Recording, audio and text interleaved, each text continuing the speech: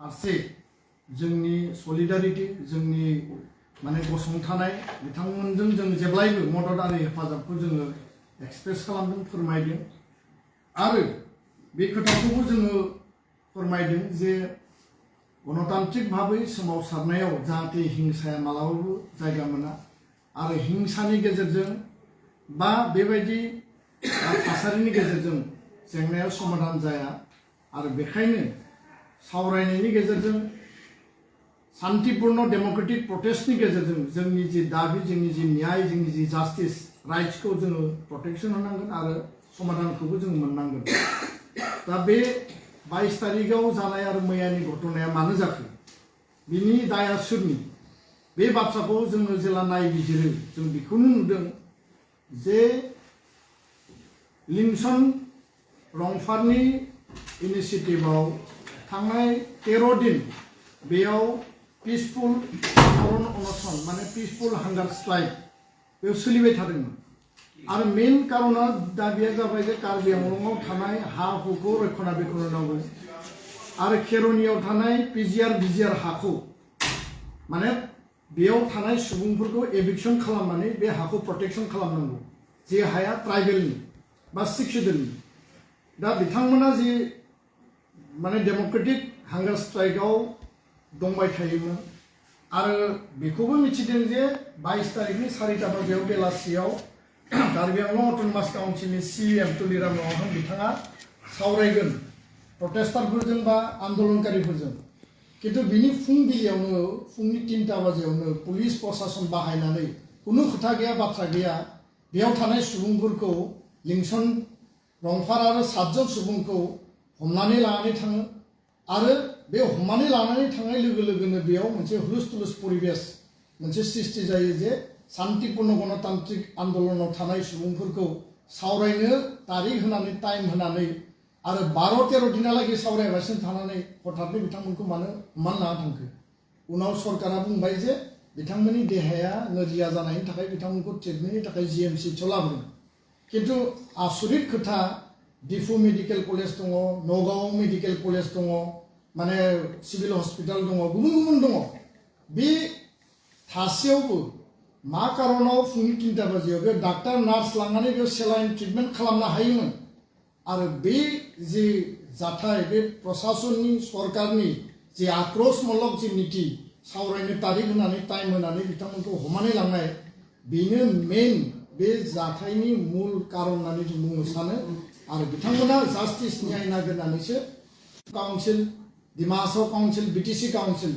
मोनथाम काउन्सिलनि सिङाव थानाय जोंनि 6 शेड्यूलनि जे अस्तित्व 6 शेड्यूलाव थानाय ट्राइबेलफोरनि अस्तित्वनि बाथ्रा जोंनि आइडेन्टिटिनि बाथ्रा जोंनि ट्राइबेल बेलेन्स ब्लकनि बाथ्रा बे गासैखौबो रैखाथि होनांगौआ काउन्सिलनि दायित्व कारन आर्टिकल 244(2) स्पष्टयै लिरनाय दङ जे 6 शेड्यूलआ मोनसे अट'नमास मोनसे काउन्सिल जे काउन्सिला माने गावहानो लेन्ड राइट आरो गावहानो लेजिस्लेटिभ एक्जिक्युटिभ बे पावारफ्रा दङ आरो बेखायनो आसाम सरकारा बिनि सायाव बेबस्था लानांगौ 6 शेड्यूलनि सरकारा बिनि सायाव बेबस्था लानांगौ किन्तु दिनै कार्बि आंलंआव जि जाथाय जाबाय बे जोबोद दुखुनांथाव आरो बे मोनसे आनवान्टेड सिचुएशन आरो दिनै जोङो नुदों जे बिथांमोनजों सावरायनांगौमोन डायलग बिथांमोनजों एमिकेबल नेगोसिएशन सल्युशन दिहुननांगौमोन किन्तु सरकारनि आक्रोशमूलक नीतिनि थाखाय बे घटनाया जादों दा बेखायनो गुबुन मोनसे बिथिङाव दिनैनि बे प्रेस बिबुंसारनि गेजेरजों जोङो क्लियारलि बुंनो नागिरदों जे जोङो खोनाबाय थादों बिटिसिनि मानगोनां चिफ हाग्रामा महिलारि बिथाङा बिटिसिआव गोदानै सरकार फैनायनि उनाव हा पाट्टा होनो बिथाङा नागिरदों आरो जायफोरा हा गैजाया जायफोरनियाव हानि डकुमेन्ट्स गैया बिथांमोननो हा पाट्टा होनो नागिरनाय जि रिजोल्यूशन डिसिजन बेखौ जों वेलकाम खालायो कारन थांनाय समावबो थांनाय सरकाराबो माखासे हा पाट्टा बिथांमोनाबो होनानै गालांदों किन्तु खोथाया जाहैबाय जे बिटिसिनि 6 शेड्यूलनि हाखौ होनो थांनायाव हा पाट्टा होनो थांनायाव जाहाथे बेयाव बे खोथाया स्पष्ट जायो जे रियेल इंडियन सिटिजेना सोर प्रकृत भारतीय नागरिका सोर आरो लोगोसेनो 2003 नि सिगां बेयाव ट्राइबेलजों लोगोसे बनाफाइड जायफोर सेटलार सिटिजेन्सफोर दंमोन बेयाव एसामिस इन्डिजिनियासआनो जा गुबुन गुबुन हारि माहारियानो जा कारन बिटिसि 6 शेड्यूलाव लिरनाय दङ जे ट्राइबेलनि अधिकाराबो प्रोटेक्शन थागोन एज वेल एज नन ट्राइबेलनि अधिकाराबो बे प्रोटेक्शन थागोन किन्तु खोथाया जाहैबाय रियेल भारतीय नागरिक 2003 नि सिगां जायफोरनि बिमा बिफाया दंमोन आबै आबौआ दंमोन आजै आजौआ दंमोन दा फिसा फिसौआ दङ बिसोरा हा मोननायाव जोंहा आपत्ति गैया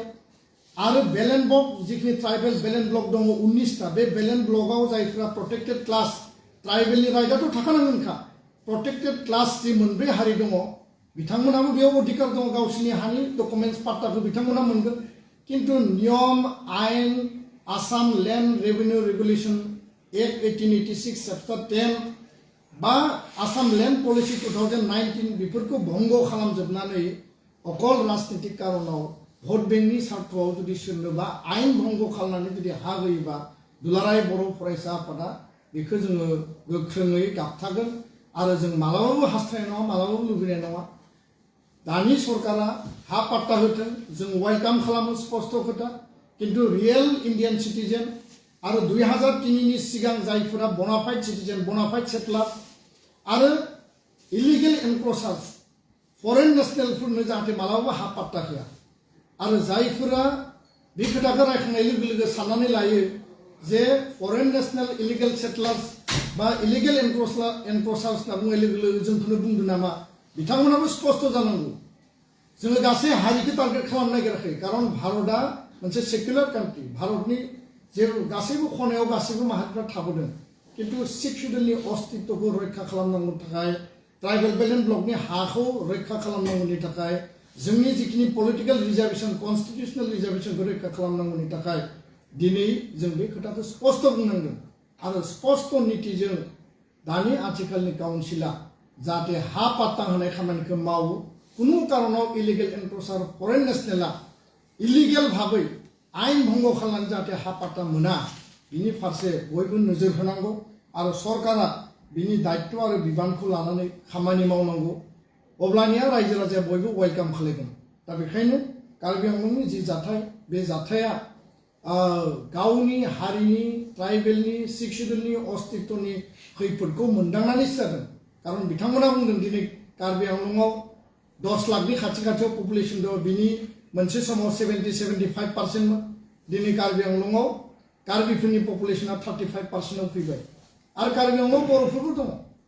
45,000 50 बोसोरनि सिगाङावनो दिनैबो 45,000 दङ